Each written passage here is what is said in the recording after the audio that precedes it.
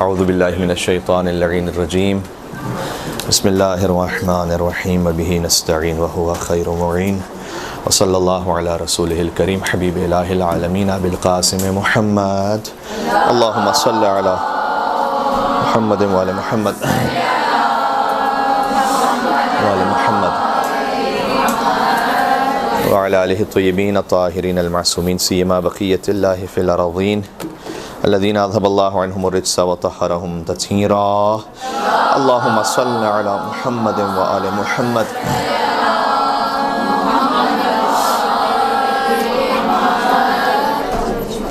وعلی آلہ الطیبین الطاہرین المعصومین سیما بقیت اللہ فی الارضین رحمت اللہ علی محبیہم واللعنۃ الدائمۃ علی اعدائہم اجمعین من الازل الی قیام یوم الدین اما بعد فقد قال اللہ الحکیم فی کتابہ المجید بسم اللہ الرحمن الرحیم مرج البحرین یلتقیان بینہما برزخ لا یبغیان فبأی آلاء ربکما تکذبان یخرج منہما اللؤلؤ والمرجان فبأی آلاء ربکما تکذبان۔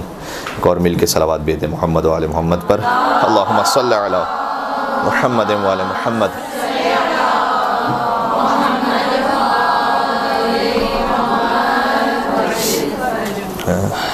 تیرہ رمضان المبارک ہے اور خدا متعال کا شکر ہے کہ ذکر اہل بیت اطہار علیہ السلام کے لیے یہاں جمع ہونے کی توفیق عنایت فرمائی ہے اس نے، اور مجھ سے جو موضوع کہا گیا ہے وہ سبت اکبر امام حسن مجتبیٰ علیہ السلام کی ولادت کی مناسبت سے ہے۔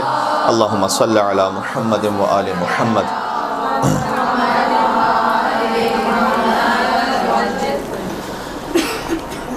اب رمضان المبارک میں روزے کے عالم میں کوئی تفصیلی بات سننا یا کہنا بھی بڑا مشکل کام ہوتا ہے۔ پیٹ بھرا ہوا ہو تو کوئی دماغ بھی زیادہ صحیح طرح سے کام کرتا ہے، لیکن ہم کوشش کریں گے امام ظاہر ہے کہ امام حسن علیہ السلام جو امام حسین کے بھی آقا اور امام اور مولا ہیں، ان کا ذکر ہے تو ہم کوشش کریں گے کہ انہی کے نام کی برکت سے کچھ باتیں آپ کے سامنے عرض ہو جائیں۔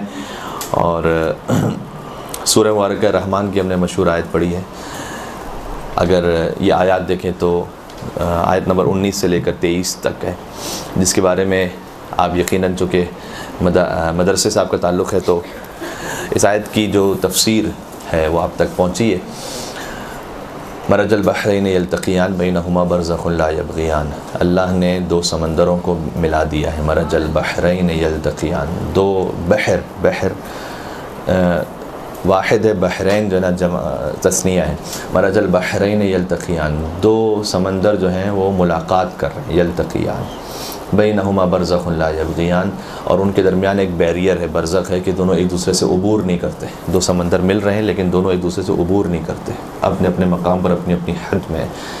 اس کے لیے جو ظاہر آیت ہے، یہ ایک اصول آپ تک بھی یقیناً مدرسے کے ذریعے سے پہنچا ہوا ہوگا کہ قرآن کی آیات کے ظاہر بھی ہیں اور باطن بھی ہیں، بلکہ بعض علماء کے مطابق اور شاید بعض احادیث میں بھی اس طرح سے مفہوماً یوں آیا ہے کہ قرآن کی ہر آیت کے ممکن ہے کہ 70 ظاہر اور 70 باطن ہوں، یعنی 140 مطلب ہوں ایک آیت کے، 140 مطلب کل ملا کر 70 ظاہر 70 باطن۔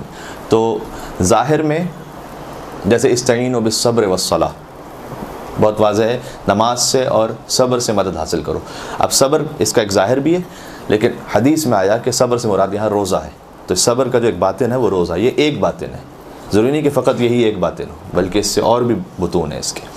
اچھا، جو باطن ہے اس کی تشریح کا حق سوائے حجت خدا اور امام معصوم کے اور کسی کو نہیں ہے۔ ظاہر میں ہم اس بات کے لیے مجاز ہیں کہ جو لغات ہیں اور جو عربی کلام ہیں اس کے اعتبار سے ہم اس آیت کو سمجھیں اور اس پہ غور کریں، لیکن جو باطن ہے اس باطن میں ہم اور آپ اپنی عقل یا اپنی خواہش یا اپنے مزاج کے اعتبار سے نہیں کہہ سکتے کہ مجھے یہ محسوس ہو رہا ہے یہاں پر۔ جیسے قرآن کریم میں جہاں پر سورہ مبارکہ نحل میں شہد کا ذکر ہے، تو وہاں روایات کے مطابق اس طرح سے آیا ہے، میں مفہوماً عرض کر رہا ہوں ساری روایت، چونکہ اب روزے کا بھی معاملہ ہے تو بڑی محتاط ہو کے بات کہنا چاہتا ہوں کہ جو علماء کے کلام سے استفادہ ہوتا ہے۔ اب شہد تو مراد ہے وہاں پر کہ اللہ عز و جل نے فرمایا کہ مثلا شہد کی مکھی ہے، وہ مختلف پھولوں سے جا کے رس کو حاصل کرتی ہے اور اس کے بعد ایک معجون بنتا ہے اور ایک اس جیسے ہم شہد کا نام دیتے ہیں۔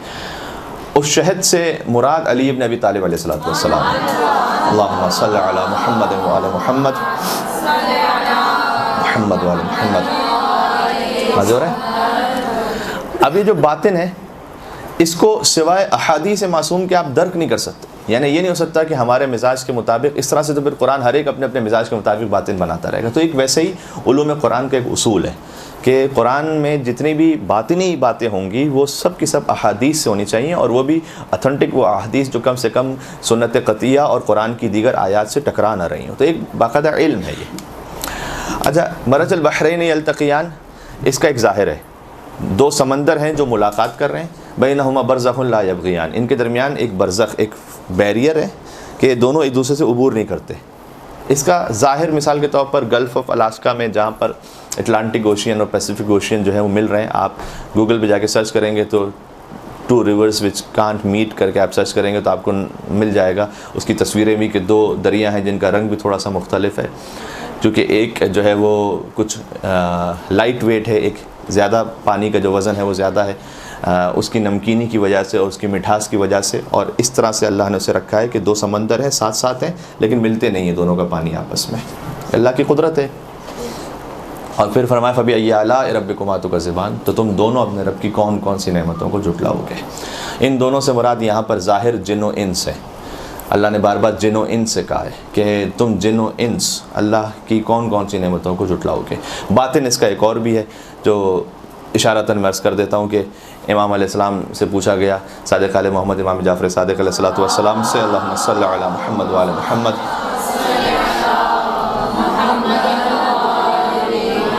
کہ مولا ان سے مراد کیا ہے؟ تو امام نے جواب دیا کہ فلان و فلان، کہ فلان اور فلان ہے ان سے مراد. کہ اللہ یہ کہنا چاہ رہا ہے کہ تم دونوں اپنے رب کی کون کون سی نعمتوں کو جھٹلاؤ گے. اور یہاں پر نعمت سے مراد پھر امام علیہ السلام نے فرمایا کہ گویا اللہ یہ کہنا چاہ رہا ہے کہ کیا تم نبوت محمد کو جھٹلاؤ گے یا ولایت علی کو جھٹلاؤ گے. اب اس سے آپ کو سمجھ میں آ جائے گا کہ فلان و فلان سے مراد کون ہے. جب امام نے فلان کہا ہے تو مجھے نام لینے کی کیا ضرورت ہے، میں بھی فلان فلان ہی کہہ دیتا ہوں، آپ خود سمجھدار ہیں. یہ ہو گیا فبأي آلاء ربكما تكذبان، جیسے تھوڑا سا ہم نے باطن پہ بات کی. لیکن خود مرج البحرین یلتقیان تفسیر فرات کی روایت ہے کہ بظاہر امام صادق علیہ السلام سے بھی، امام رضا علیہ السلام سے بھی، کہ امام نے فرمایا کہ یہاں 2 سمندر جو ملاقات کر رہے ہیں ان سے مراد علی اور حضرت فاطمہ زہرا سلام اللہ علیہما. اللہم صلی علی محمد وعلی محمد.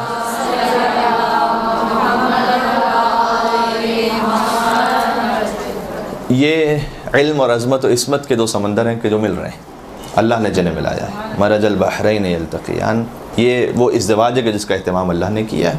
بینہما برزخ، درمیان میں ایک برزخ ہے کہ دونوں ایک دوسرے سے عبور نہیں کرتے، اپنے اپنے مقام پر اپنی اپنی حد میں. اور وہ برزخ حضور سرور کائنات ہے.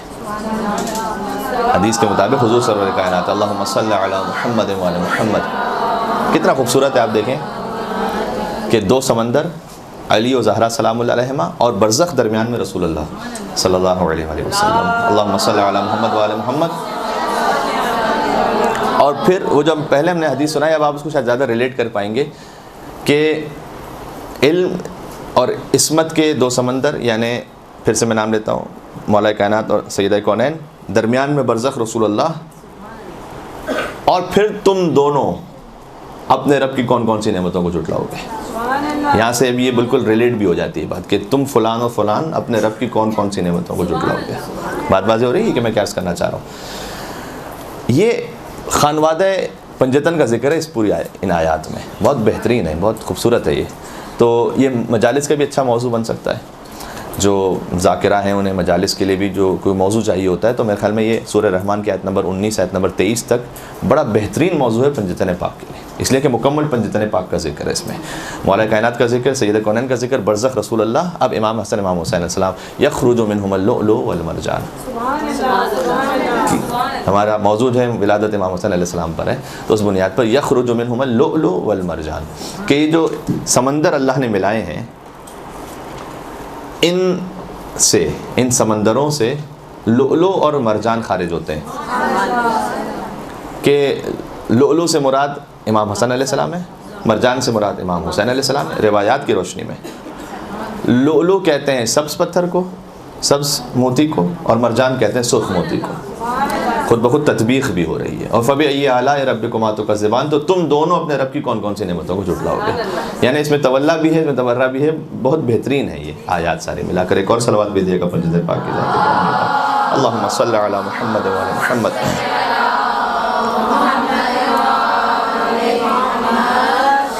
ماشاءاللہ. تو اس کا مطلب کیا ہے؟ امام حسن علیہ السلام کی ولادت کا اور امام حسین علیہ السلام کی ولادت کا ذکر قرآن میں اس آیت میں، یخرج منہما اللؤلؤ والمرجان، کہ خارج ہوتے ہیں ان سمندروں سے لؤلؤ اور مرجان. امام حسن علیہ السلام اور امام حسین علیہ السلام. تو تم اپنے رب کی کون کون سی نعمتوں کو جھٹلاؤ گے. سبحان اللہ.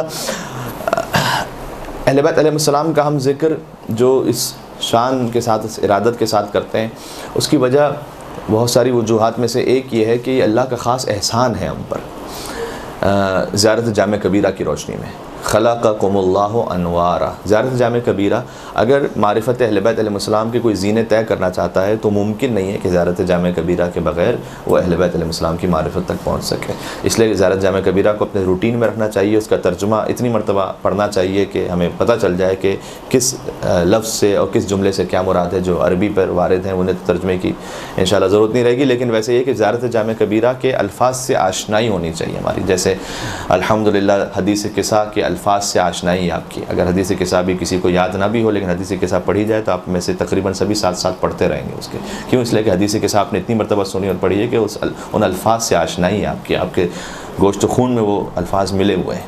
اور یہ اثر ہوتا ہے جب ماؤں کی گود سے ہم کوئی بات سنتے ہیں، بچپن سے کوئی بات سنتے قرآن کے لیے بھی اس طرح سے. ربیع القرآن ہے، رمضان کا مہینہ. من قرأ القرآن وهو شاب، جو قرآن کی تلاوت کرے، حدیث کا مفہوم اس طرح سے، جو قرآن کی تلاوت کرے جبکہ وہ جوان ہو. یتخلط القرآن بلحمہ ودمہ، تو قرآن جوانی میں تلاوت کرنے کی وجہ سے اس کے گوشت اور خون میں مخلوط ہو جاتا ہے، مکس ہو جاتا ہے اس کے گوشت اور خون میں. ٹھیک ہے نا.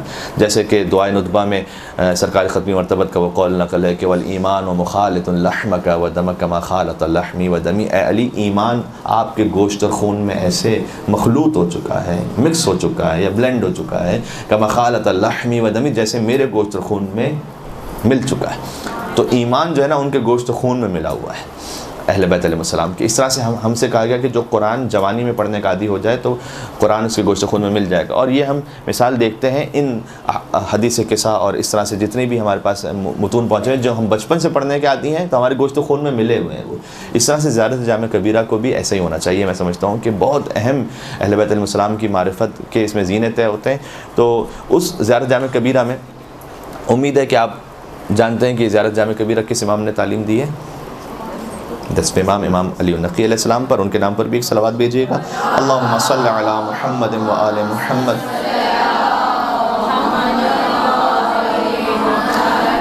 اس میں امام علیہ السلام فرماتے ہیں خلقکم اللہ انوارا. اہل بیت، اللہ نے آپ کو نور کی صورت میں خلق کیا. فجعلہ بعرشہ محدقین، تو آپ عرش کی بلندیوں پر گویا اللہ کی عبادت و اطاعت میں مصروف تھے.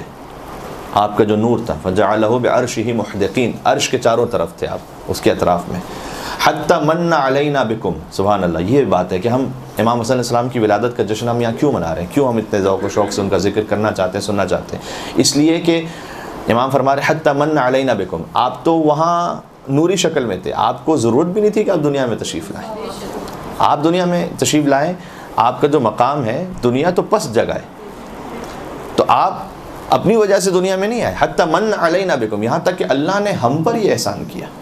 حتی من علینا بکم، کہ اس نے ہم پر یہ احسان کیا کہ ان انوار کو جسم کی صورت میں ہماری ہدایت کے لیے دنیا میں بھیجا ہے نا. حتی من علینا بکم فجعل اللہ فجعلکم فی بیوت اذن اللہ ان ترفع ویذکر فیہا اسمہ، اور یہاں تک کہ آپ کو اس گھر میں رکھا کہ جس کا ذکر اور جس کا نام خود اللہ نے بلند کیا ہے.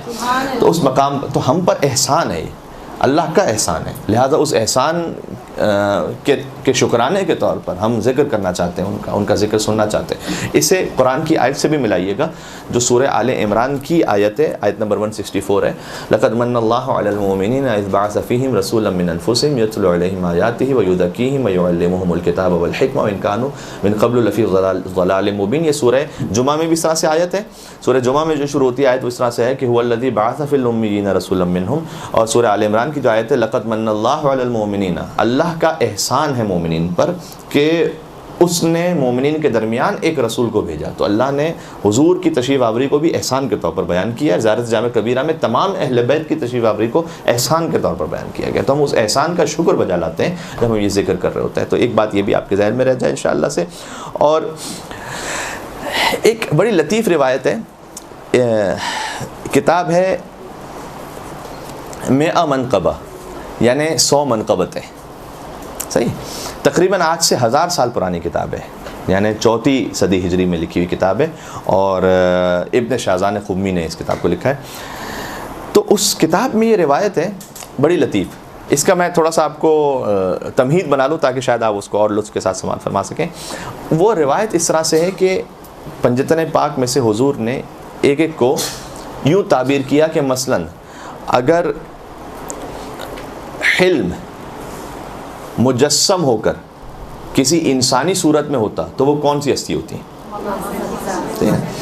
اس طرح فقط یہ ایک جملہ نہیں ہے, یعنی اس طرح سے فرمایا کہ اگر زینت اور خوبصورتی اور نیکی اگر مجسم ہو کر انسانی صورت میں ہوتی تو وہ کیا ہوتی.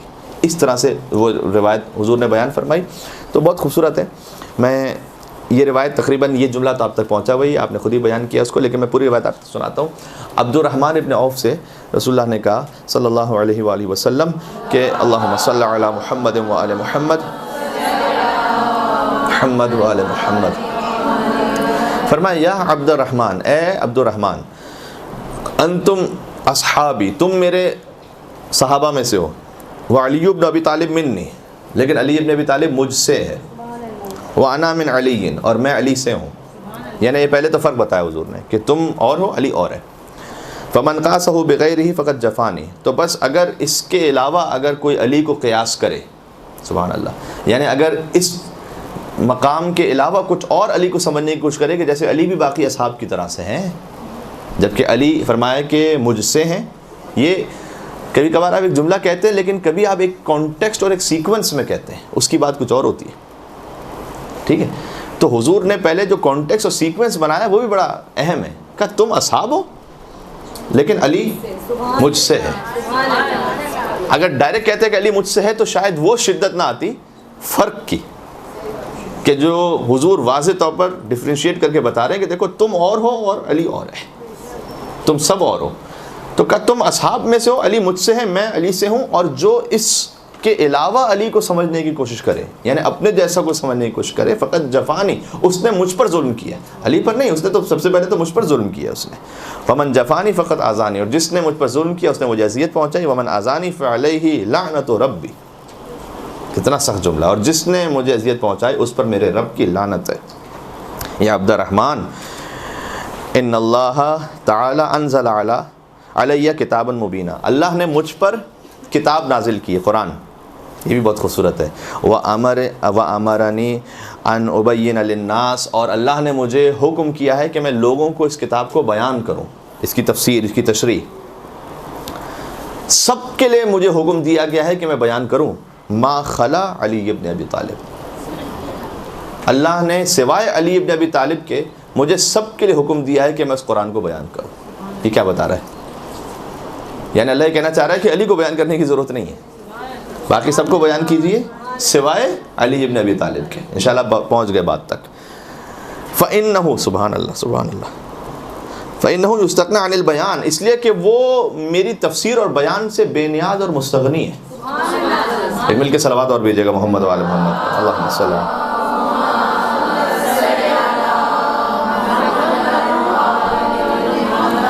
فَإِنَّهُ يَسْتَغْنِي عَنِ الْبَيَانِ ہونا چاہیے. إِنَّ اللَّهَ تَعَالَى جَعَلَ فَصَاحَتَهُ كَفَصَاحَتِي, تو اللہ نے علی کی فصاحت کو میری فصاحت کی طرح قرار دیا ہے. وَدِرَایَتَهُ كَدِرَایَتِي, اور علی کی سمجھ کو میری سمجھ کی طرح قرار دیا ہے. بہت بڑی بات ہے یہ. اس کے بعد اب وہ جملے ہیں کہ جو آپ تک کچھ پہنچے ہوئے ہیں. حدیث میں جس طرح سے میں آپ کو سناتا ہوں, وَلَوْ كَانَ الْحِلْمُ رَجُلًا لَكَانَ عَلِيًّا, اور اگر حلم کسی مرد کی طرح ہوتا تو وہ علی ہوتے. ولو, امام حسن علیہ السلام کے لیے کیا کہا ہے, جن کے تصدق میں نے اس پوری روایت کو بیان کیا. وَلَوْ كَانَ الْفَضْلُ شَخْصًا لَكَانَ الْحَسَنُ, اور اگر فضیلتیں کسی شخص کی طرح ہوتی تو وہ حسن مجتبیٰ ہوتے ہیں. وَلَوْ كَانَ اللہم صلی علی محمد وآل محمد. کچھ پوچھنا ہے آپ نے؟ دوبارہ ریپیٹ کر دوں کہاں سے؟ لو کان الفضل، اردو ریپیٹ کر دوں، اگر فضیلتیں، فضل، اگر فضیلتیں کسی شخص کی طرح ہوتی تو وہ حسن مجتبی ہوتے. وَلَوْ كَانَ الْحَيَاءُ صُورَةً، اگر حیا کسی صورت میں مجسم ہو، لَكَانَ الْحُسَيْن، تو وہ حسین ہوتے. اللہم صلی علی محمد وعلی محمد.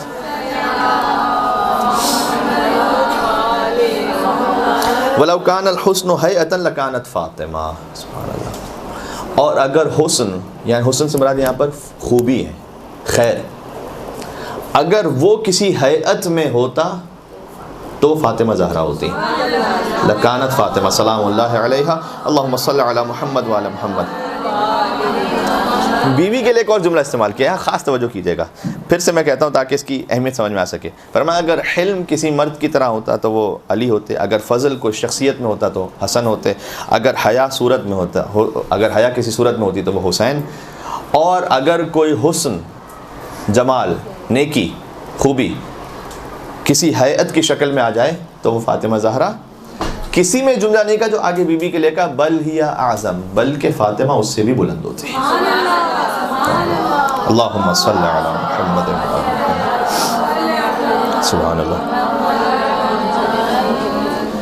ان فاطمہ ابنتی خیر الارض عنصرا و شرفا و کرما. یقیناً میری بیٹی فاطمہ تمام اہل ارض پر خیر ہے، مقدم ہے. عنصرا و شرفا و کرما، عنصر یعنی اپنے جوہر کے اعتبار سے، شرف اور کرامت کے اعتبار سے فاطمہ تمام اہل ارض سے بہتر خیر ہے. اچھا، یہ بات ہو گئی امام حسن مجتبی علیہ السلام کے لیے. میں نے اس روایت کو آپ کے سامنے پیش کیا تھا کہ یہ بھی ایک رخ آ جائے. البتہ یہ تمام صفات تمام اہل بیت میں ہے. حلم تمام اہل بیت میں ہے لیکن مولا کائنات سے نسبت دی گئی. حسن تمام اہل بیت میں ہے لیکن سیدہ کونین سے نسبت دی گئی. فضل تمام اہل بیت میں امام حسن علیہ السلام سے نسبت دی گئی. حیا تمام اہل بیت میں امام حسین علیہ السلام سے نسبت دی گئی. بظاہر یہ اس طرح سے ہے کہ اہل بیت میں سے ہر ہستی کی زندگی میں جو پہلو سب سے زیادہ نمایاں ہو کر سامنے آیا انسانوں کے، اس اعتبار سے اس کو ترتیب دے کر یوں بیان کیا گیا. ورنہ یہ کہ تمام اہل بیت تمام خصوصیات کے حامل ہیں، بلا شک و شبہ، کوئی اس میں شک نہیں ہے. اب ایک نکتہ اور ہے. تو اب تک ہم نے کیا بات کی؟ ہم نے بات کی کہ پنجتن پاک کا ذکر سورہ رحمان میں ہے خاص طور پر. اچھا، پنجتن پاک کا ذکر تو آیہ مباہلہ میں بھی ہے، سورہ آیہ تطہیر میں بھی ہے، سورہ دہر میں بھی ہے، لیکن ہم نے سورہ رحمان کی آیتوں کا انتخاب کیوں کیا تھا؟ اس لیے کہ اس میں یہ کہ خارج ہو رہے ہیں اس سے، یعنی ولادت کا ذکر ہو رہا ہے امام حسن اور امام حسین کی، خارج ہو رہے ہیں ان سمندروں سے لولو اور مرجان، اس لیے ہم نے ذکر کیا تھا. پھر ہم نے عرض کیا کہ پنجتن پاک کا ذکر اس طرح سے اس روایت میں ہے کہ حضور علیہ السلام نے پہلے مولا کائنات کے فضائل کو بیان کیا خاص طور پر، اور کہا کہ اللہ نے مجھ پہ جو قرآن نازل کیا ہے تو مجھے حکم دیا کہ میں سب کو بیان کروں سوائے علی بن ابی طالب کے، انہیں بیان کرنے کی ضرورت نہیں ہے، وہ جانتے ہیں اس بات کو. اور پھر ایک ایک ہستی کے بارے میں حضور نے بیان فرمایا. اب ایک اور اسی سے ریلیٹڈ بات کہ اہتمام کرتے تھے حضور سرور کائنات صلی اللہ علیہ وسلم، اور آپ بھی دل میں کہہ دیا کریں صلی اللہ علیہ وسلم، اس لیے کہ حضور نے فرمایا کہ سب سے بڑا بخیل وہ ہے کہ جو میرا نام سنے اور مجھ پہ درود نہ بھیجے. اللہم صلی علی محمد وعلی محمد. اللہم صلی علی محمد وعلی محمد. اللہم صلی علی محمد. خاص اہتمام کرتے تھے. یہ روایات میں بھی خاص اہتمام ہے کہ حسن اور حسین علیہ السلام کو اپنا بیٹا کہیں، ابنی، میرا بیٹا. ٹھیک ہے، بالکل امام حسن علیہ السلام کی ولادت ہوئی اور پارچے میں انہیں لپیٹا ہوا تھا، تو کوئی خاتون تھی، بظاہر شاید ام ایمن ہو یا اور کوئی خاتون ہو، تو روایت اس طرح سے ہے کہ حضور نے کہا ہاتھ ابنی، اس وقت فرمایا کہ میرے بیٹے کو مجھے دو. ابنی، یہ ابن کہنا بظاہر ہمیں لگتا ہے شاید ایک عام سی بات ہو، لیکن اس کے اوپر بڑے تاریخی جو جریان ہیں وہ اس پہ بیس کرتے ہیں. یہاں تک کہ امام حسن امام حسین علیہ السلام کو ابن رسول کہا جانا بنی امیہ کو اتنا برا لگتا تھا کہ پوری کوشش انہوں نے کر ڈالی اپنے پورے اقتدار کے زمانے میں کہ کہیں سے یہ ٹائٹل جو ہے نا ختم ہو جائے، کہ حسن اور حسین کو ابن رسول نہ کہا جائے، ابن علی کہا جائے. کیوں؟ اس لیے کہ ابن علی اگر کہیں گے تو مولا کائنات پر تو ویسے ہی سب و شتم کر رہے تھے، تو حسن اور حسین پر کرنا بھی آسان ہے. پھر تو ان کی کوشش یہ تھی کہ کوئی بھی امام حسن اور امام حسین کو ابن رسول نہ کہے، جبکہ اہل بیت علیہ السلام اپنا تعارف اس طرح سے کرواتے تھے، ٹھیک ہے. حتیٰ یہ کہ معاویہ نے ذکوان کو یہ کہا ہوا تھا کہ اگر کوئی حسن اور حسین کو ابن رسول کہہ کے مخاطب کرے تو مجھے خبر دو، تو اسے سزا دی جائے گی. اتنا سختی تھی. انس ابن مالک سے روایت ہے کہ امام حسن علیہ السلام، چونکہ ان کا ذکر ہو رہا ہے تو میں خاص ذکر کرنا چاہوں گا، وہ بالکل بچپن کا عالم تھا. تو رسول اللہ تشریف فرماتے تو کبھی رسول کے پہلو میں تشریف رکھتے تھے، کبھی ان کے شانے پر، کبھی ان کے جیسے ایک نانا نواسے کا بڑا پیار و محبت کا رشتہ ہوتا ہے. تو انس ابن مالک نے کہتے ہیں میں نے چاہا کہ میں حسن کو جو ہے نا وہ جدا کر دوں رسول سے. ایسا محسوس ہوا کہ جیسے کہیں ایسا نہ ہو کہ نعوذ باللہ، یعنی ان کے اپنے عقیدے کے مطابق کہ بھائی حسن جو ہے وہ رسول اللہ کو کوئی زحمت دے رہے ہوں. تو میں نے چاہا کہ جیسے بچے کو الگ کر دیتے ہیں عام بچوں کو، جیسے ہی میں نے الگ کرنا چاہا تو حضور نے فرمایا یا انس دع ابنی، یہ میرا جو ہے منظور نظر ہے اس وقت. یہ نہیں کہا میرے نواسے کو چھوڑ دو، کہا میرے بیٹے کو چھوڑ دو، ابنی چھوڑ دو میرے بیٹے کو میرے پاس. وَثَمَرَةُ فُؤَادِي، اور میرے میوہ دل کو.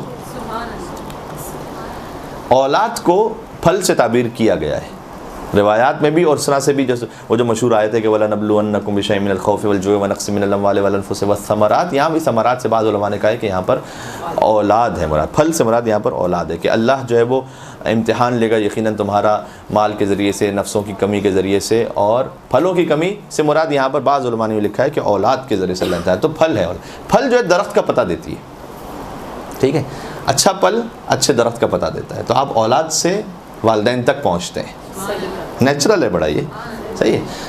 اور اس طرح کی تعبیر بھی ملتی ہے، میں نے خود پڑھی ہوئی ہے کہ الولد سر ابی ہے، بیٹا باپ کا راز ہوتا ہے، ٹھیک ہے. اب اس میں بڑی داستان ہے، بیٹا باپ کا راز ہوتا ہے. تو یزید کس کا راز ہے اور حسین کس کے راز ہے؟ یہ. اور اگر ماں باپ کے اعتبار سے دیکھیں تو ان کی اولاد پھل کی طرح ہوتی ہے. تو ابو طالب علیہ السلام مثال کے طور پر انہوں نے 2 ہستیوں کو پالا ہے، ایک محمد بنے اور ایک علی. ابو سفیان نے بھی 2 لوگوں کو پالا تھا، ایک معاویہ اور ایک یزید. تو یہاں سے پھل سے اولاد سے اپنے آبا و اجداد کا پتہ چلتا ہے، ٹھیک ہے. پھر فرمایا کہ انمن آذا حسنا فقط آذانی، کہ اگر کسی نے حسن کو اذیت پہنچائی تو اس نے مجھے اذیت پہنچائی، یہ حضور نے فرمایا. اچھا، یہ جو ابن کا معاملہ ہے آپ دیکھیے گا کہ مولا سید السجاد نے بھی خطبہ شام جو ارشاد فرمایا اس میں بھی انا ابن محمد المصطفیٰ، یہ بار بار اہل بیت علیہ السلام تاکید کرتے تھے کہ ہمیں فرزند رسول کہا جائے.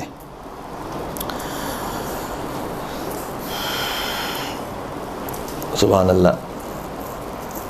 ایک بات اور عرض کرتا ہوں کہ روایت میں ملتا ہے کہ حاکم شام نے ایک مرتبہ ذکوان سے یہ کہا تھا کہ تم میرے بچوں کے نام جو ہے نا وہ مجھے سب ایک ترتیب میں فہرست میں لکھو، تو میں انہیں کچھ اپنے طور پر کچھ انعام دینا چاہتا ہوں. تو اس نے جو ہے وہ معاویہ کے جو ہے نا وہ بچوں کے نام لکھے، اور شاید اس طرح سے تھا کہ بچوں کے نام لکھے لیکن نواسوں کا یا اس طرف سے جو نام تھے وہ نہیں لکھے. تو اس نے کہا کہ ان کے نام کیوں نہیں لکھے؟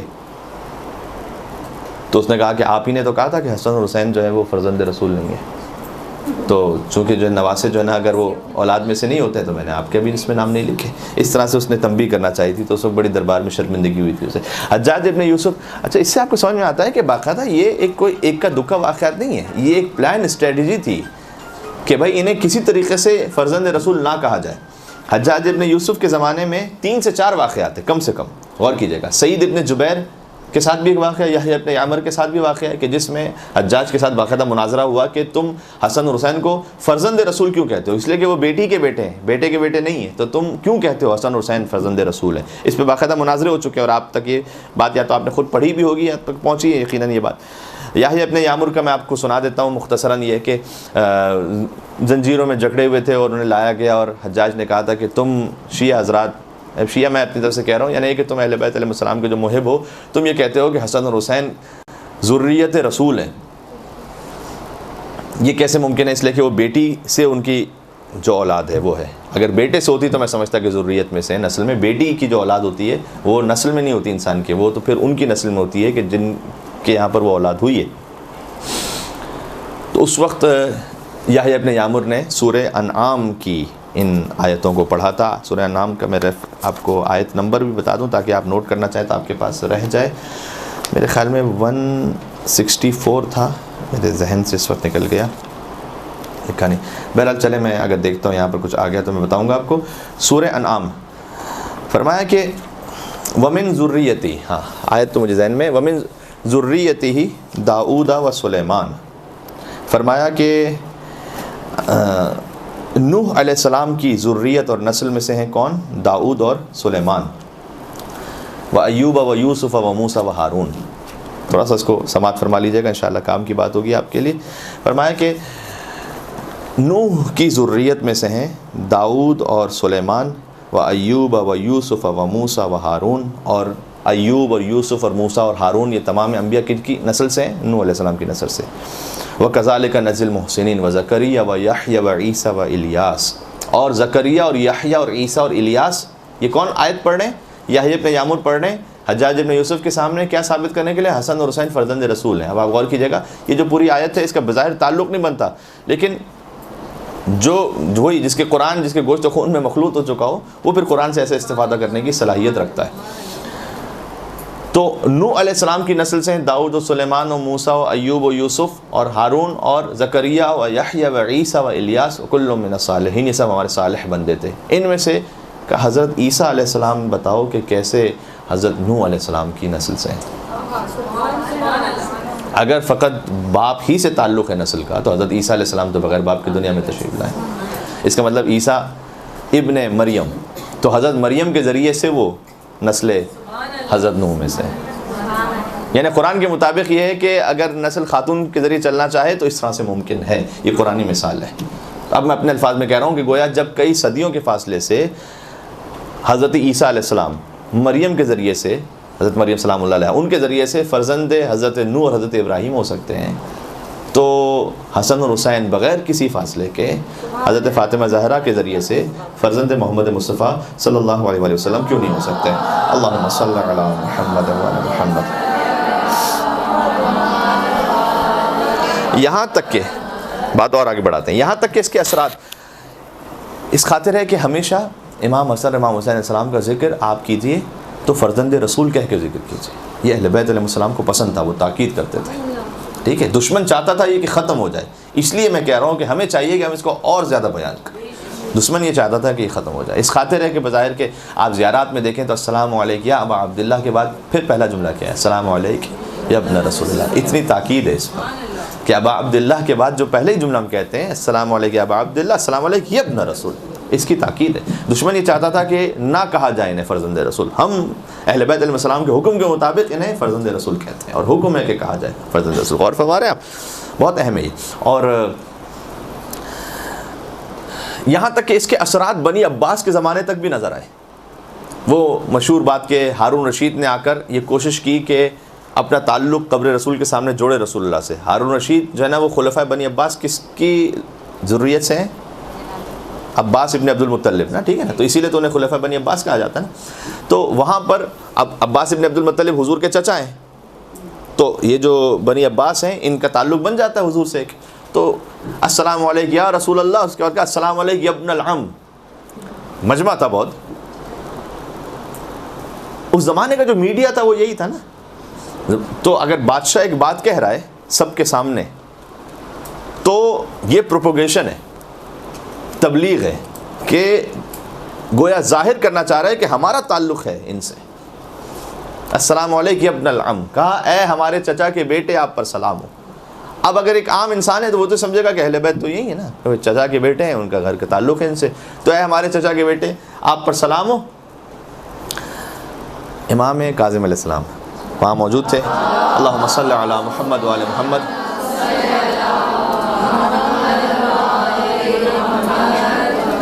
اہل بیت علیہ السلام کا بھی جو روش ہے وہ کتنی بہترین ہے.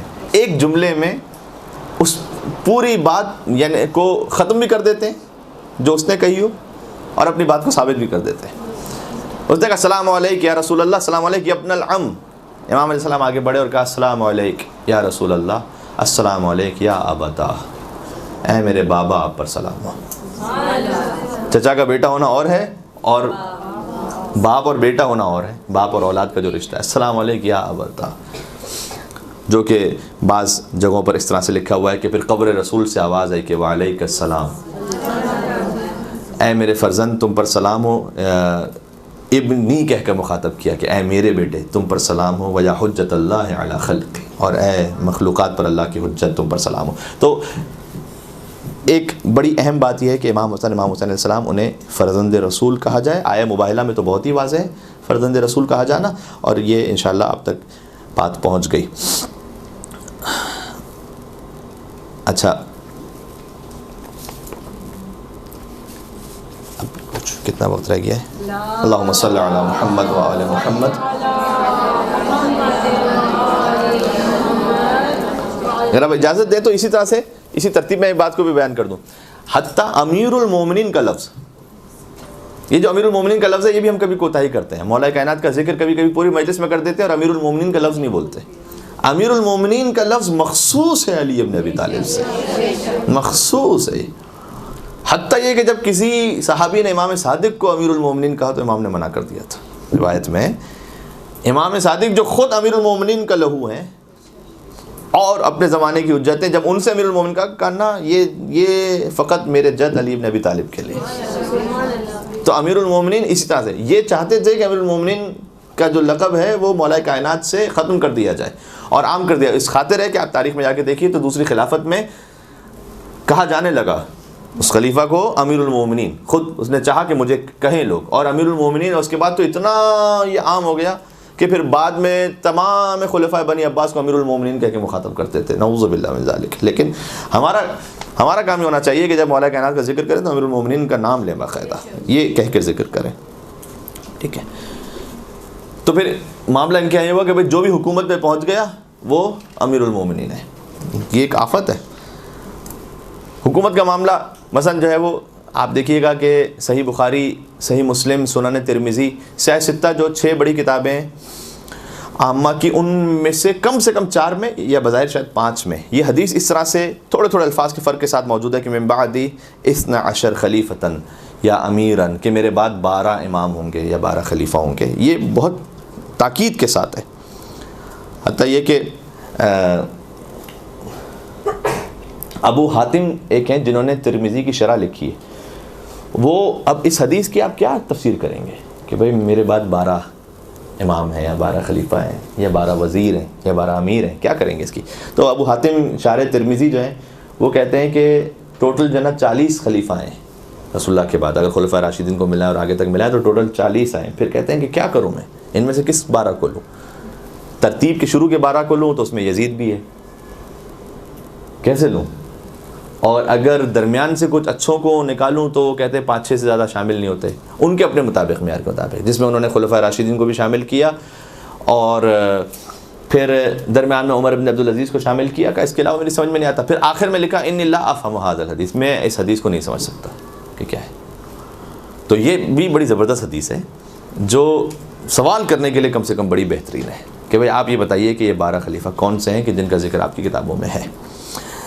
علامہ جلال الدین سیوطی نے تھوڑا سا اس میں ناانصافی کی ہے، انہوں نے شروع کے 12 لے لیے۔ شروع کے 12 میں یزید بھی ہے، مروان ابن عبد الملک، ولید ابن عبد الملک۔ ولید جو ہے وہ اتنا شراب پیتا تھا کہ حوض میں بیٹھ کے شراب پیتے ہوئے حوض جو ہے کم ہو جاتا تھا شراب پی کر، تاریخ میں لکھا ہوا ہے۔ کیا یہ رسول کہہ کے کہتے کہ اس طرح سے میرے بعد یہ 12 خلیفہ ہونے والے ہیں؟ ابن اسیر نے جو نا وہ البدایہ والنہایہ اس میں اس بات کو لکھا، جب وہ بھی جوڑ توڑ کے کسی طرح سے کچھ بھی نہ ہو پایا تو اس نے کہا بس ایک بات تو یہ طے ہے کہ یہ شیعوں کے 12 امام تو نہیں ہے۔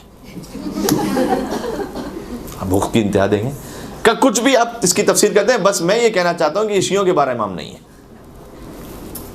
آ جاتی ہے یہ خباثت سامنے کہ کیونکہ وہ حکومت پر نہیں پہنچے تھے، یہ میں کہنا چاہتا تھا، یعنی حکومت معیار ہے کہ تخت پہ نہیں پہنچے تھے، اس خاطر ہے کہ وہ تو نہیں ہے۔ محمود بن ریہ نے تھوڑا سا اس میں انصاف کیا اور کہا کہ نہیں، اس سے ڈائریکٹ تو پھر بھی نہیں کہا کہ یہ شیعوں کے امام ہیں، لیکن پھر بھی کسی حد تک انصاف کرنے کی کوشش کی.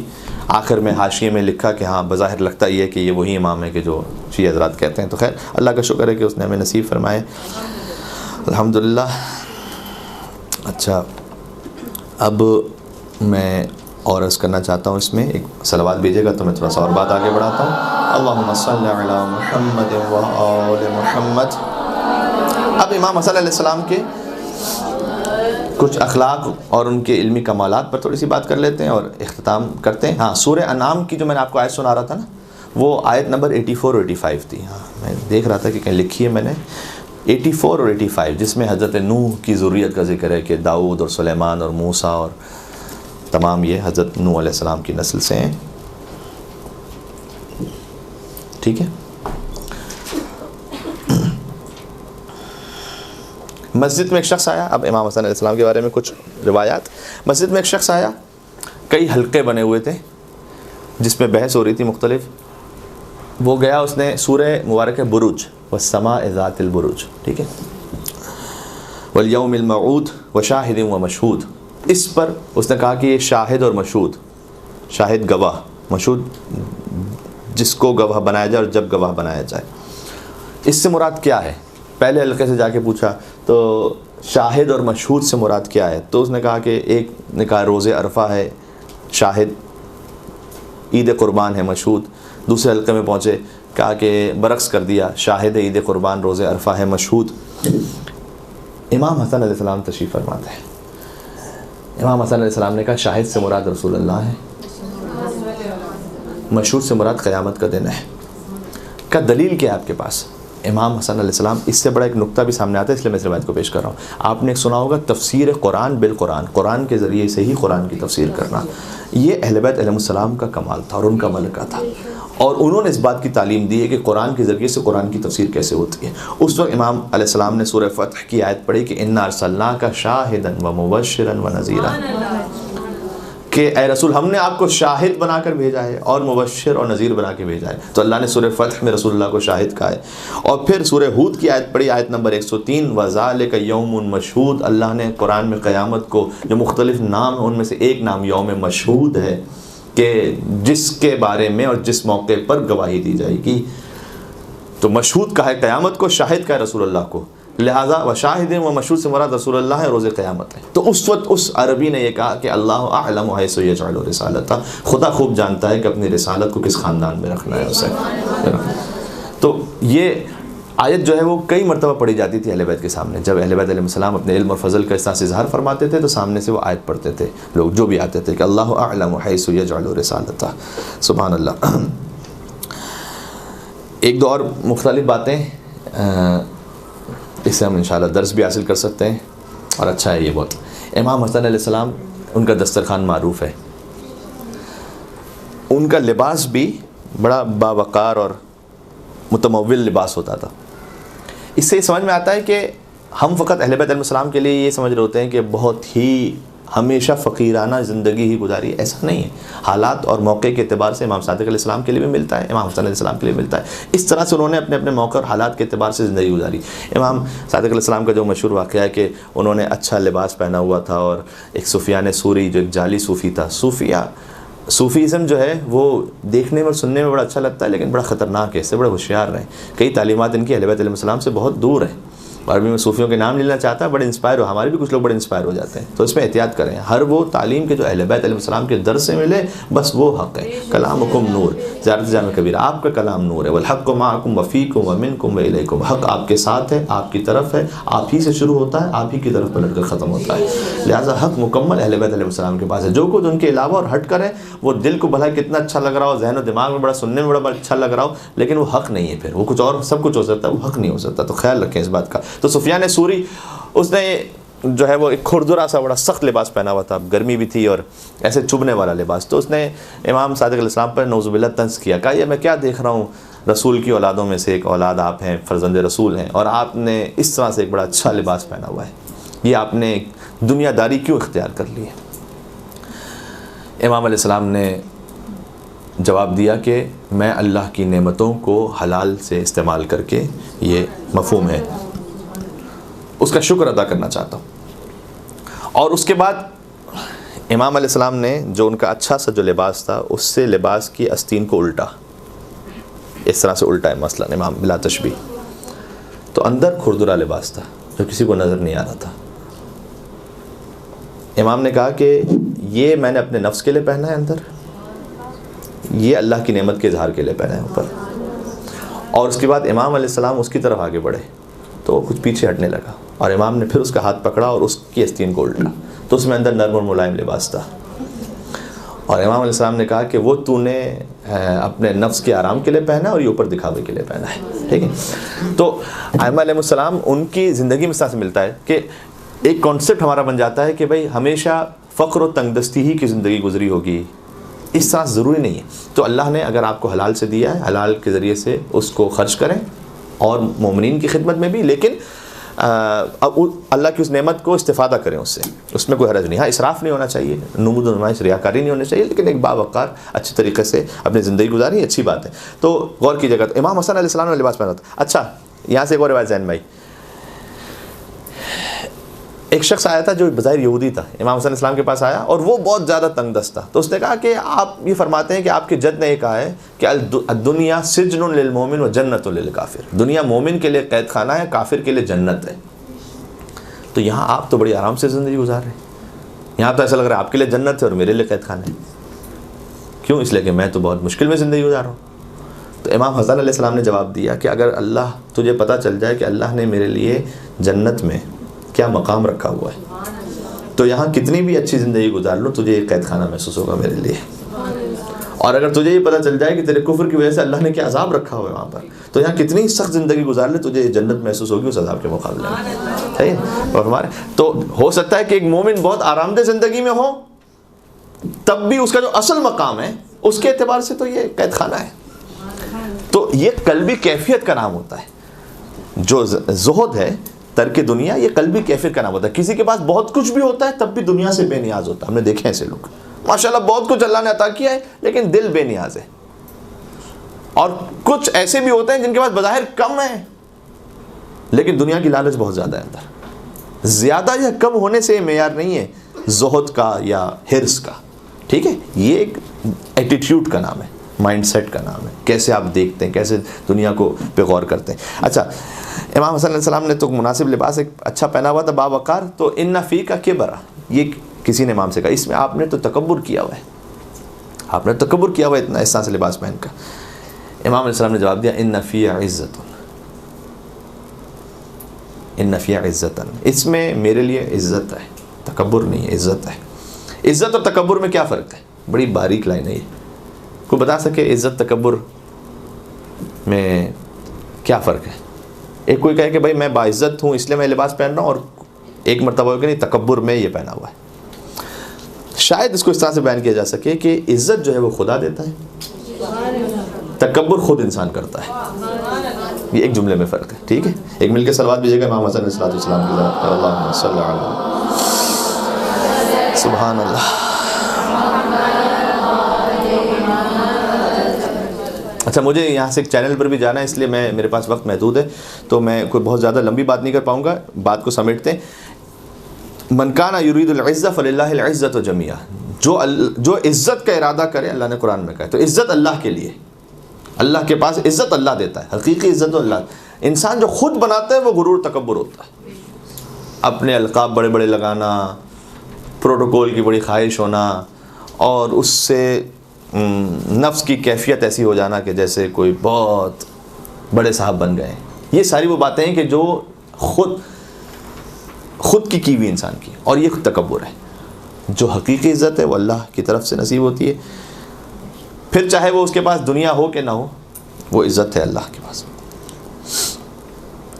ہارون رشید تخت پہ بیٹھ کر بھی لعنت اللہ علیہ، امام کاظم زندان میں ہوتے ہوئے بھی علیہ السلام ہے، یہ عزت ہے۔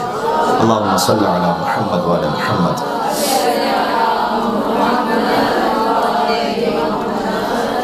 جی اللہ جانتا ہے کہ ریحانہ کس خاندان میں، یہ سورہ کون سی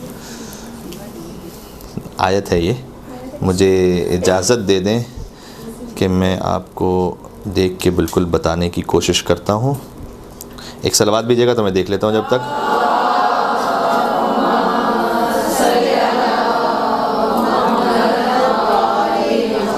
سورہ انعام آیت نمبر 124. ٹھیک ہے, سورہ انعام آیت نمبر 124 ہے. اللہ اعلم حیث یجعل رسالتہ. ماشاءاللہ. ٹھیک ہے,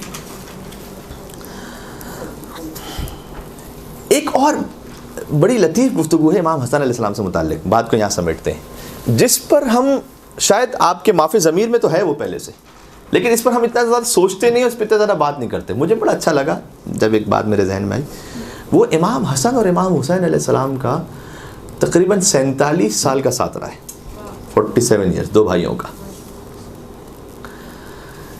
ان 47 سالوں میں کوئی ضعیف تو کیا, موضوع یا جھوٹی سے جھوٹی روایت بھی نہیں ملتی کہ کبھی ذرہ برابر بھی ان دو بھائیوں میں اختلاف ہوا ہو. یہ واقعی عصمت کی دلیل ہے. یعنی کتنی بھائیوں میں محبت ہو, کہیں نہ کہیں تو کچھ ہوتا ہے جب آپ نے 40-45 سال کسی کے ساتھ زندگی گزاری ہو. اچھا, یہ دو وہ بھائی ہیں کہ جو ہمیشہ ساتھ رہیں, ماں کی گود سے لے کر, چادر تطہیر سے لے کر, ماں دونوں بھائی ہیں, مباہلہ سے لے کر, امیر المومنین کے ساتھ سے لے کر, کوفہ جانے تک سے لے کر, جنگ جمل و صفین و نہروان سے لے کر, امام حسن علیہ السلام کے دوبارہ مدینے پلٹنے تک کبھی بھی یہ دو بھائی جدا نہیں ہوئے. یہ بڑی لطیف بات ہے. امام حسن اور امام حسین علیہ السلام کی زندگی میں ہمیشہ ساتھ رہیں. اور بلکہ اس طرح سے جو تعبیر کیا جاتا ہے, اور بظاہر شاید یہ صحیح بھی ہے, امام حسین کا تو الگ سے دیکھیں نام بھی نہیں رکھا گیا. حسین کہتے ہیں چھوٹے حسن کو. حسین اس میں مصغر ہے عربی زبان میں, فعیل کے وزن پر. کسی چیز کے لیے اگر آپ ایک چھوٹی اس سے چیز دیکھیں جو اسی طرح کی ہو, ٹھیک ہے, لیکن اس کی ایک چھوٹی کیفیت ہو, تو اس کے لیے فعیل کا وزن استعمال کیا جاتا ہے. ٹھیک ہے, جس طرح سے مثلا کمیل بھی اسی وزن پر ہے, ٹھیک ہے نا, کمال سے کمیل. اس طرح سے رجل سے رجیل, حسن سے حسین کا لغوی ترجمہ ہے, لٹرل میننگ ہے چھوٹا حسن. یعنی حسن کو چھوٹا کر دیں تو حسین بنتا ہے, حسین کو بڑا کر دیں تو حسن بنتا ہے. اللہم صلی علی محمد و علی محمد. یہ بہت لطیف ہے. اس سے یہ ساری باتیں بھی دور ہو جاتی ہیں, اور سارے اعتراض دور ہو جاتے ہیں کہ امام حسن نے سلو کی تھی تو امام حسین نے جنگ کیوں کی تھی. مطلب ان میں تعلق ہے بھائی, حسین چھوٹے حسن ہے اور حسن بڑے حسین ہے. نام میں اتنا اتحاد ہے. یہ نام اس سے پہلے رکھے نہیں گئے کبھی, حسن کبھی نام نہیں رکھا گیا. حالانکہ حسن عربی زبان کا لفظ ہے اور بڑا سامنے کا لفظ ہے, کوئی ایسا ڈھکا چھپا لفظ بھی نہیں ہے. لیکن اللہ نے اس نام کو پردہ غیبت میں رکھا تھا, سمجھ لیجیے. جب اللہ چاہے تو اپنی حجت کے نام کو پردہ غیبت میں رکھ سکتا ہے, اور ان کی ذات کو بھی پردہ غیبت میں رکھ سکتا ہے. جبکہ سب کے سامنے, عربوں کے سب عرب بولتے تھے اور اتنے فصیح و بلیغ تھے, تو حسن تو سامنے کا لفظ تھا, لیکن آپ بتا ہی نہیں سکتے. فاطمہ ہے نام, فاطمہ بنت اسد, اور بھی فاطمہ ہے, لیکن آپ کو حسن نام کہیں نہیں ملے گا امام حسن علیہ السلام سے پہلے. یہ اللہ نے اہتمام کیا تھا, خاص امام حسن کے لیے اہتمام کیا تھا, ہے نہیں؟ تو امام حسن علیہ السلام کے لیے اہتمام, اور حسین نام بھی آپ کو کہیں نہیں ملے گا امام حسین علیہ السلام سے پہلے. تو حسن اور حسین کے ناموں ہی میں اتنی لطافت ہے, اتنی مٹھاس ہے. خدا دادی نام ہے. حسن بڑے حسین کو کہتے ہیں, حسین چھوٹے حسن کو کہتے ہیں. حسن بھی حجت حق ہیں, یہ اعتماد رہے. جناب رئیس امروہی صاحب کا شاید یہ شعر ہے کہ حسن بھی حجت حق ہیں, یہ اعتماد رہے, اور حسین چھوٹے حسن ہیں, یہ بات یاد رہے. تو حسین جو کچھ کربلا میں ہے وہ حسن کا آئینہ دار ہے. ٹھیک ہے, تو یہاں پر سلو اور جنگ کی بات ختم ہو جاتی ہے پھر کہ کیوں سلو اور کیوں جنگ. وہ حالات اور موقع کی مناسبت سے تھا, بدلتے رہتے ہیں, ہے حقیقت ابدی مقام شبیری, بدلتے رہتے ہیں انداز کوفی و شامی. تو وہ کوفیوں شامیوں کے انداز جب بدلے تو اس کے مطابق ترتیب دی گئی اپنی حکمت عملی کو ورنہ. اچھا, اب اس میں اختتام پر کچھ جملے. امام حسین علیہ السلام جب چلا کرتے تھے امام حسن کے ساتھ, تو کبھی بھی ان سے آگے نہیں چلے, قدم آگے نہیں بڑھایا, ان سے کچھ پیچھے ہو کے چلتے تھے امام حسین علیہ السلام. یعنی حسن کے تمام فضائل ایک طرف, یہ ایک جملہ ایک طرف ہے کہ حسن وہ ہیں کہ حسین بھی جنہیں اپنا امام کہتے ہیں. اب امام حسین علیہ السلام کے جو بھی فضائل ہیں تو امام حسین مأموم ہیں, امام حسن امام ہے. ٹھیک ہے, یہ بھی تاریخ میں ملتا ہے کہ امام حسین علیہ السلام نے کبھی بھی اس وقت درمیان میں خطاب نہیں کیا یا بات نہیں کی جب امام حسن مجتبیٰ علیہ السلام بات کر رہے ہیں. ٹھیک ہے, اتنا احترام تھا امام حسین علیہ السلام کو. بس میں کہہ رہا ہوں نا 47 سال ساتھ میں گزارے ہوں اور ایک موقع نہ ملا ہو, ایک ہلکے سے کوئی جملہ تاریخ میں نہ آیا ہو کہ بھائی ان کا آپس میں کوئی اختلاف رہا تھا, نہیں آیا. سبحان اللہ. اور امام حسین پر گریہ کیا خاص امام حسین علیہ السلام نے. اب چونکہ مصائب کا موقع تو نہیں کہ میں تفصیل میں جاؤں, لیکن میں آپ اشارہ کرتا ہوں کہ امام حسین علیہ السلام کی آنکھیں نمناک تھیں, گریہ فرما رہے تھے امام حسن کی شہادت پر. تو اس وقت امام حسن علیہ السلام نے وہ مشہور و معروف جملہ ارشاد فرمایا کہ لا یوم کیومک یا ابا عبداللہ, اے حسین جیسے آپ کی شہادت کا دن ہوگا ویسے کسی کی شہادت کا دن نہیں ہوگا. تو یہ وہ جملہ ہے کہ جو امام حسین علیہ السلام کے مصائب پر امام حسن سے ہم تک پہنچا ہے. اور یا اللہ, امام حسن کا جب جنازہ تھا اتنے حلیم اور بردبار تھے. مروان جس نے بے انتہا اذیت پہنچائی تھی امام حسن علیہ السلام کو, وہ آیا تھا امام حسن کے جنازے پر. تو لوگوں نے سے کہا کہ مروان تو حسن کے جنازے پر کیا کر رہا ہے؟ تو اس وقت اس نے کہا تھا کہ یہ مجسم حلم تھے, بردباری. اہل بیت علیہ السلام کے یہاں پر اس طرح سے ملتا ہے کہ ان کے سخت ترین دشمن بھی جب ان کی موت کی خبر سنتے تھے تو بہرحال ایک لمحے کے لیے سخت ترین دشمن بھی ان کے فضائل کا اقرار کرتے ہوئے گویا رونے لگتا تھا. ٹھیک ہے. اور حاکم شام کے لیے ملتا ہے کہ اس نے مولا علی علیہ السلام کی شہادت کی جب خبر سنی تب بھی وہ بھی ضبط, اتنا پست دشمن ہوتے ہوئے بھی علی کے جو فضائل تھے اس پر وہ ضبط نہیں کر سکا. امام حسن علیہ السلام کی ایک اور سنت ملتی ہے کہ اپنی والدہ پر گریہ کرنا. جب بھی مغیرہ کو دیکھتے تھے تو کہتے تھے انت الذی ضربت امی, تو وہ ہے کہ جس نے میری ماں کو مارا ہے.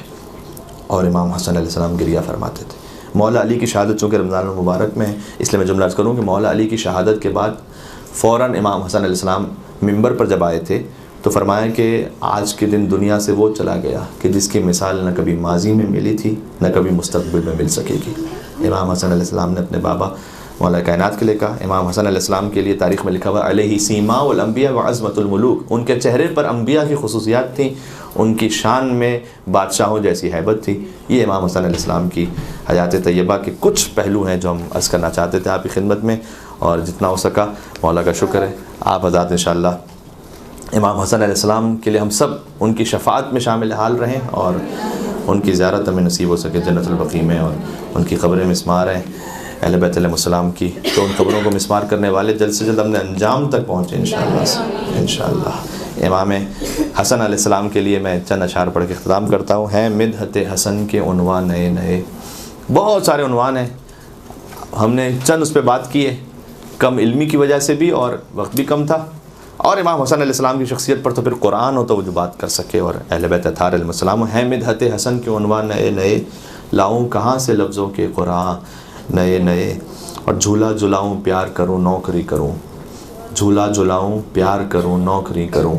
ہیں قلب جبرائیل میں ارماں نئے نئے, ہیں قلب جبرائیل میں ارماں نئے نئے. اور ان کی سمجھ میں تم ابو طالب نہ آؤ گے, وہ لوگ جو ہوئے ہیں مسلمان نئے نئے. ماشاءاللہ. برحمتك يا أرحم الراحمين وصلى الله على محمد وآله